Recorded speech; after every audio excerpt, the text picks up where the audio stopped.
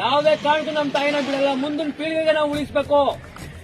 ಯಾರೋ ರೆಸಾರ್ಟ್ ಮಾಲೀಕರು ಸಫಾರಿನ ಕಾಡೋನ್ಗೆ ಯಾಕ್ರಿ ಆಟ ಆಡ್ಬೇಕು?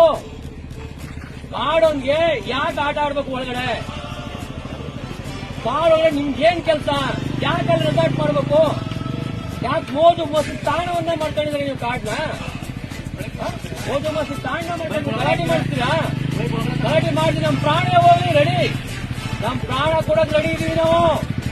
ಸಕಲ ದೇವ ನಮ್ಮ ಪ್ರಾಣ ಕೊಡೋ ನಮ್ಮ ತಾಯಿನ ನಾವು ಕೊಡಲ್ಲ.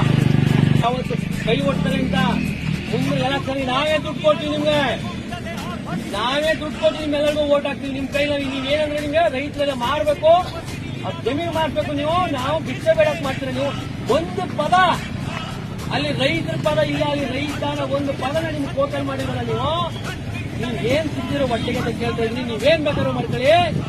ಗಣೇಶ್ ಪ್ರಸಾದ್ ಅವರು ಈ ಕ್ಷೇತ್ರದ MLA ನೀವು. ಹಾಗಾದ್ರೆ ರೈತರು ಬೇಡವ ನಿಮ್ಗೆ? ಅವ್ರ ಜೀವನ ಕಟ್ಕೋತಾರಪ್ಪ, ಬೇರೆ ಬೇರೆ ದಾರಿ ತೋರಿಸಿ ಅಂತ ಹೇಳ್ತೀವಿ ನಾವು. ಆಯ್ತು, ಅವ್ರ ಪರ ಹೋರಾಟ ಮಾಡಿ. ಆದ್ರೆ ರೈತ ಎಷ್ಟು ಜನ ಇದಾವೋ ಅನ್ನ ಉಣ್ಣವ ನೀವು? ರೆಸಾರ್ಟ್ ತಿಂದರೆ, ದುಡ್ಡು ತಿಂದರೆ. ಒಂದು ಪದ ನೀವು ಸಫಾರಿ ಬೇಡ ಅಂತ ಇದುವರೆಗೂ ನೀವು ಹೇಳಿಲ್ವಲ್ಲ.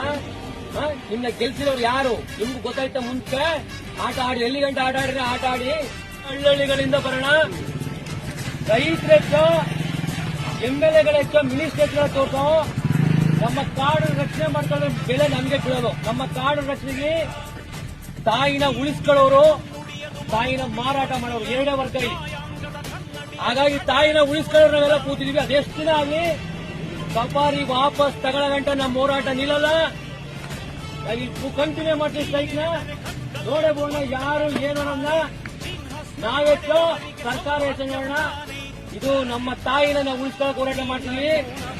ತಾಯಿ ಮಾರಾಟ ಮಾಡೋರು ಹೋರಾಟ ಮಾಡ್ತೀವಿ. ನೋಡೋಣ ತಾಕತ್ತಿದ್ರೆ ನಾಳೆಯಿಂದ ಅವನಲ್ವಾ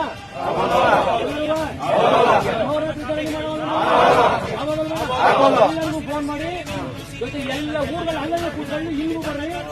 ನೋಡೋಣ ಸರ್ಕಾರನ ಯಾವ ತರ ಸರ್ಕಾರ ಮಾಡಿದ್ರು ಅಲ್ಲ ಊರಲ್ಲೇ ರೋಡಲ್ಲಿ ಕೂತ್ಕೊಳ್ಳಿ. ಅವರು ಇಲ್ಲಿ ಬರೋರು ಬರಲಿ.